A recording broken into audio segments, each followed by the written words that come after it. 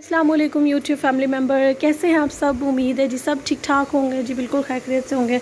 बच्चों को स्कूल छोड़ आई थी तो कल हमने ये हुआ कि खाना नहीं बनाया था, कोई हड्डियाँ नहीं बनाई थी। तो आज सुबह सुबह जी हमने मिक्स वेजिटेबल है, आलू मटर और गाजरें ये हमने काट के रखी हुई हैं। तो बच्चों के आने से पहले पहले कोशिश है कि खाना बन जाए, क्योंकि आज वैसे भी हाफ़ डे है, फ्राइडे है। तो सबको जी जुब्बा बहुत बहुत मुबारक हो, अल्लाह सबके लिए खुशियाँ और बरकत वाला दिन हो जी।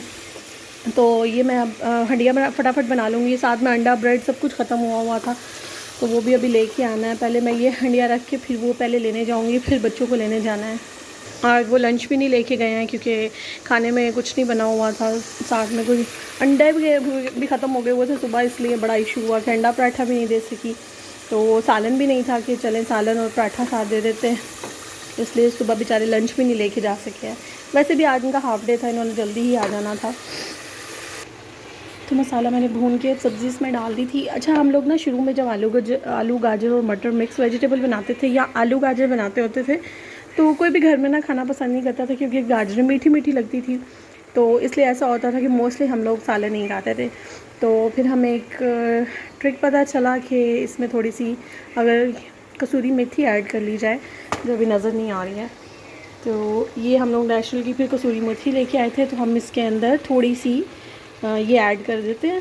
तो इसका टेस्ट इतना मज़े का लगता है, गाजर भी मीठी नहीं लगती और सालन बहुत ही मज़े का लगता है। सारा किचन भी साथ साथ साफ़ कर दिया है, चूल्हा वगैरह ये वो सब सेट कर दिया हुआ है। इसमें पानी रखा हुआ है, इसमें थोड़ा सा भी ऐड करना है। तो इसका ना सुबह सुबह खाना बना लेना, तो इसका ये भी बड़ा सुकून होता है कि सारा दिन फिर आप आराम से ना गुजर जाता है। अभी मैंने ये रूम सारा सेट करना है, सारा बिखरा हुआ है, क्योंकि सुबह जल्दी होती है, बहुत ज़्यादा बच्चों को जल्दी स्कूल छोड़ना होता है। तो आज वो भी कुछ ज़िद कर रहे थे, जा नहीं रहे थे। मैं पहले ये रूम सेट करूँगी। तो रूम मैंने जल्दी जल्दी से सेट कर दिया है। इसका पिलो कवर अभी भी नहीं मिला, पता नहीं कहाँ गया है, समझ ही नहीं आ रही। तो मैं बाकी रूम भी सेट कर लूँ, बाहर अभी सेट होने वाला है सारा। यह बना ली थी, तो वो अंडे ब्रेड लाने हैं, वो लेने के लिए पहले जाऊँ। बच्चों के आने से पहले पहले ना वो भी आ जाए तो बेहतर हो जाएगा। शुक्र है मौसम वैसे तो ठंडा, लेकिन बस धूप निकल आई हुई है। चीज़ें भी मैं ले आई हूँ, अंडे ब्रेड और साथ में बच्चों की कुछ चीज़। बच्चों को जो स्कूल से ले लिया मैंने। आज तो बहुत रश था बाहर, क्योंकि सब बड़े बच्चों को भी इसी टाइम पे छुट्टी हो गई है, तो वो भागे हो जा रहे हैं। बच्चों को जो खाना वगैरह खिला के इनके कपड़े चेंज करवाए हैं। आप इन्हें कहा है कि थोड़ी देर लेट जाओ, और ये खेल रहे हैं। अब लाइट ऑफ करूँगी तो ये लेटेंगे। चलो जल्दी से लेट जाओ, आज मेरा बेटा सुबह से उठे होते हैं, तो इस टाइम आके हमारी बस हो जाती है, लेकिन बच्चों की तो नहीं होती। तो सो के उठ के हुए थे जी बच्चे, और भाई भी आ गया हुआ, तो उसको भी खाना बना के दिया है। इससे कार्टून लगा लिए हुए हैं। तो अब मैंने साथ में चाय भी ऊपर रखी है, ताकि फटाफट से साथ चाय बन जाए, क्योंकि ज़ाहिर है जब कोई आया हो ना, तो थकावट इतनी होती है कि सबसे पहले आके दिल कर रहा होता है कि चाय मिले। तो खाना खाते खाते इंशाल्लाह चाय भी बन जाएगी साथ में। नींद ले लिया, एक तरह से नींद पूरी हो गई है ना, तो बंदा फ्रेश हो गया। साथ ही मैं भी सुबह से उठी होती हूँ, नींद नहीं पूरी होती है, अजीब सा फिर दिन गुजरता है ऐसे। तो दोपहर में बच्चों के साथ ही सो गई थी, तो अब काफ़ी फ्रेश हूँ। आ जाओ लिज़न, खाना खा लो, आ जाओ। मेरे बेटे को ना फ्राई एग बहुत पसंद है, तो शाम को भी इसके लिए सिर्फ ये फ्राई एग बनाया जाता है। आरिफ मेरी बात सुनो, क्या खाना है आपने? मामू ने अंडा खा लिया है। आपका किधर है अंडा, ये दिखाओ मुझे, क्या है वो? ओह वाह, वो क्या चीज़ है लिज़न? वो ग्रीन है। ये फिर खेलने के लिए बैठ गए हैं इन्होंने सारे टॉयज़, फिर बिखेरने हैं। बिखेर के ये तो चले जाएंगे और फिर मैं उठाते फिरूँगी। काम बस यही है इनका, बिखेरना। तो अल्हम्दुलिल्लाह मुझे अपने बच्चों को कहने की भी ज़रूरत नहीं पड़ी है कि बैठ के पढ़ लो, खुद ही बैग ले आया। ओहो, खुद ही बैठ के पढ़ रहे हैं। छोटा तो नहीं खैर बैठ रहा, लेकिन ये बड़ा जो है ना, इसको लिखने का माशाल्लाह बड़ा शौक़ हुआ है ना, खुद ही लिखता रहता है, ट्रेसिंग करता रहता है हर टाइम ना। हाँ जी। तो जो मेरा दूसरा है, ये पढ़ाई से उतना ही चालू होता है। आरिस आप पढ़ लो, आरिस वही आरिस, पढ़ना नहीं है आपने?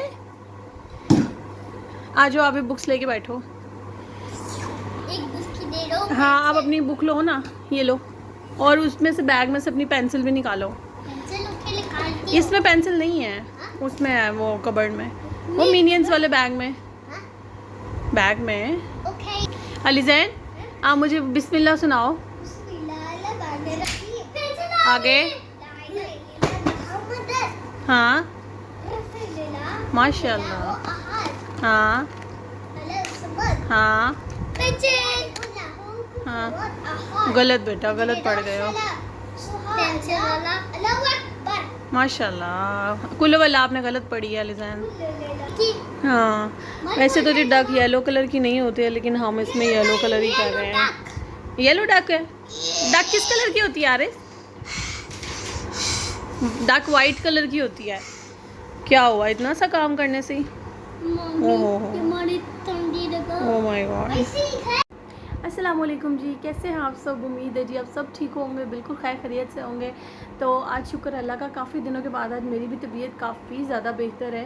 नहीं तो गले में अजीब दर्द थी और सर में तो 3-4 दिन हो गए थे मुसलसल बहुत ज़्यादा सर में दर्द था, एक साइड का, और एक साइड पे फिर मुझे ये गले में भी और फेस पे भी सारी पेन होती थी।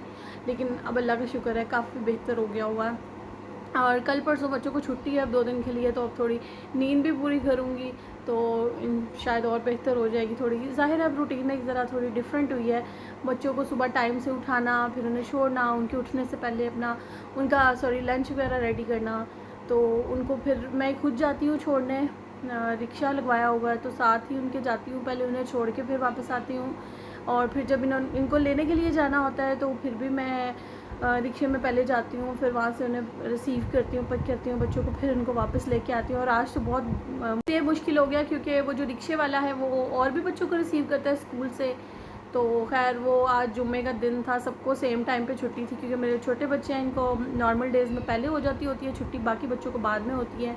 तो आज तो फिर इतना मुश्किल हुआ कि पहले उसने हमें रिसीव किया, मेरे बच्चों को, और फिर उसने आगे से बच्चों को लेना था, तो 1 घंटा लग गया सफ़र में और घर आते आते बहुत बुरी हालत हुई थी। तो जो आप लोग जो मेरे व्यूवर्स हैं, क्योंकि मैं आप लोगों से अपनी सारी बातें शेयर करती हूँ, जो भी दिल में होता है, हालांकि आप लोगों से शेयर करने से दिल बहुत हल्का हो जाता है और एक तरह का बंदा रिलैक्स हो जाता है, क्योंकि आप लोग फैमिली मेम्बर ही हैं। तो आप लोगों से शेयर करके बात बहुत अच्छा लगता है। और फिर जो आप लोगों को कमेंट्स आते हैं और जो लोग जो मेरी बहनें, मेरी बहुत अच्छी बहनें हैं और जो मुझे हौसला देती हैं, मुझे सपोर्ट करती हैं, उनका बहुत बहुत दिल से शुक्रिया अदा करती हूँ। और ऐसी मेरी हिम्मत बढ़ाती रहिएगा प्लीज़, क्योंकि आप लोगों की जो दुआएं हैं, आप लोगों की जो इतनी आप सपोर्ट करती हैं, इतनी दुआएं देती हैं, तो उससे मुझे बड़ा हौसला हो जाता है, दिल खुश हो जाता है कि शुक्र है हमारे लिए भी कोई दुआ करने वाला है। अब मैं सुनती होती हूँ ना, लोगों की खाला आ रही हैं या उनके मामू आ रहे हैं या उनके ननिहाल में से लोग आ रहे हैं, तो इतना अच्छा गेट टुगेदर होता है। हमारे घर में तो कभी वो भी नहीं हुआ क्योंकि मेरी मदर जो है वो एक थी, 3 माह की थी जब उनके भी वालिद उन्हें छोड़ के, मेरी नानों को, तो वो चले गए थे बाहर। तो जो मेरी नानों थी वो भी एक सिंगल मदर ही थी और मेरी मामा का जो ब्रॉटअप हुआ है वो भी एक सिंगल मदर ने ही किया। और फिर वो अकेली वो उनका सर्वाइव करना, फिर उन्होंने जॉब्स की और एक बहुत स्ट्रगलिंग लाइफ गुजारी उन्होंने, मेरी मामा को उन्होंने बड़ा किया। और ज़ाहिर है एक माँ और बेटी का वो बॉन्ड था जो बहुत अच्छा था। फिर उनकी डेथ के बाद मेरी मदर को बहुत ज़्यादा, मेरी मामा के लिए वो एक बहुत बड़ा सदमा था, एक बहुत शॉकिंग था कि उनकी एक ही एक मतलब जो मदर थी दुनिया में, समझ लें कि एक वही थी उनके लिए सब कुछ। तो उनकी भी जब डेथ हो गई, फिर कोई बहन भाई तो था नहीं कि बंदा किसी से बात शेयर कर लेता है। फिर वो हम लोग ही 3 उनकी, मतलब हम मेरे 2 भाई हैं, मैं अकेली बहन उनकी, तो उनके लिए तो 3 बच्चे ही उनका कुल सरमाया था। और उनकी फिर वो हमसे ही जो भी शेयर करती थी, हमारी परेशानियों में ज़्यादा परेशान हो जाती हैं। हम थोड़े से किसी मुसीबत में आए, किसी उलझन में आए, तो वो हमसे ज़्यादा डबल टेंशन में आ जाती हैं। तो आप लोग जो जी मेरे लिए दुआ करते हैं, मुझे बहुत अच्छा लगता है, दिल से मैं आप लोगों का शुक्रिया अदा करती हूँ। और हम प्लीज़ ऐसे हौसला बढ़ाते रहा करें। ये ज़िंदगी वाकई बहुत मुश्किल है, बहुत ज़्यादा मुश्किल। हम लोग जितना, मैं शायद सोचती थी ना, तो मैं कहती हूँ नहीं, ज़िंदगी बहुत मुश्किल होती है, लेकिन तो ज़िंदगी बहुत मुश्किल होती है। और जो ख़ासकर ज़ाहिर है औरतें हैं, उनके लिए मैं ये तो नहीं कहती कि औरत कमज़ोर होती है, वो मतलब मुझे लगता है कि औरत तो मर्द से भी बहादुर होती है। फिर अल्लाह ने उसका रुतबा भी इतना बड़ा रखा हुआ है, उसको औलाद जब उसकी पैदा हो जाती है तो उसके पैरों के नीचे जन्नत रख दी है। तो लेकिन एक बाप का, एक मर्द का औरत की ज़िंदगी में ज़ाहिर है बहुत बड़ा रोल होता है। वो चाहे बाप की सूरत में है, चाहे बेटे की सूरत में है, चाहे खावन की सूरत में है, जिस भी सूरत में है, वो एक बहुत खूबसूरत रिश्ता है। तो अल्लाह जी मेरे भाइयों को भी सेहत तंदुरुस्ती दे। ये तो ज़िंदगी की बातें हैं, ये तो चलती रहती हैं। मुश्किलात आती भी हैं, ख़त्म भी हो जाती हैं। खुशी का भी वक्त आता है, वो भी ख़त्म हो जाता है। वक्त तो एक जैसा नहीं रहता, उसने वक्त ने तो जाना ही है, गुजरना ही है, ख़त्म ही होना है। तो जी और अभी इतना अजीब सा मौसम है ना, कुछ समझ में नहीं आ रहा, कभी सर्दी लगने तो इतना अजीब सा मौसम है कि पंखा चला लें तो सर्दी लगती है, बंद कर दें तो गर्मी लगती है। अभी हम लोग लेडीज़ है ना, किचन में काम करती हैं, कुकिंग करती हैं, तो बहुत ही ज़्यादा शदीद गर्मी लगने लग जाती है। तो फ़ैन ऑन करती हूँ तो बच्चे बीमार पड़ जाते हैं। रात को इतनी अजीब सी ठंड हो जाती है, वो अजीब सा मौसम है, समझ नहीं आ रही कि फ़ैन चलाना है या फ़ैन बंद करना है, ब्लैंकेट लेना है या ब्लैंकेट नहीं लेना, फुल स्लीव्स वाले बच्चों को कपड़े पहनाने हैं मोटे या नहीं पहनाने हैं, वो भी कुछ समझ में नहीं आ रहा। तो मैंने बल्कि इनको एक दिन स्कूल में वो जिस दिन इनका टीचर्स डे था, तो मैंने फुल स्लीव वाली इनको थोड़ी सी मोटी शर्ट्स थी वो पहना के भेजी, क्योंकि सुबह जब मैं इनको छोड़ के आई थी तो रिक्शे में ना बड़ी सर्दी सी लगती है और ठंडा मौसम होता है सुबह के टाइम। तो बाकी सारा दिन धूप निकली रही है और ये बेचारे पता नहीं वहाँ पे फिर इनको गर्मी नहीं लगती रही, क्या नहीं होता रहा, लेकिन खैर दिन गुजर ही गया इनका। तो और आप जिन्होंने सबने मुझे बहुत अच्छे कमेंट्स किए, आपका बहुत बहुत एक बार फिर से शुक्रिया। और प्लीज़ मेरे लिए ऐसी दुआ करते रहिएगा और मेरी हिम्मत बढ़ाते रहिएगा। आप लोगों की सपोर्ट ही मेरे लिए बहुत बड़ी, मैं दिल से शुक्रिया अदा करती हूँ, मेरे पास अल्फाज नहीं है। और जो प्लीज़ मेरे चैनल को देख रहे हैं, जो यूट्यूब पे देख रहे हैं, वो मेरे चैनल को प्लीज़ ज़रूर सब्सक्राइब कीजिएगा, आप लोगों की सपोर्ट हो जाएगी मेरे लिए। और जो मेरा फेसबुक पे देख रहे हैं, वो प्लीज़ मेरे फेसबुक के पेज को ज़रूर लाइक कीजिएगा और शेयर कीजिएगा, और अपने अच्छे अच्छे कमेंट्स और अपनी अच्छी अच्छी दुआएं प्लीज़ मेरे लिए ज़रूर भेजते रहा करें, मेरे बच्चों के लिए और मेरे लिए। आप सब अपना बहुत ख्याल रखिएगा जी, दुआओं में ज़रूर याद रखिएगा। अल्लाह हाफ़िज़।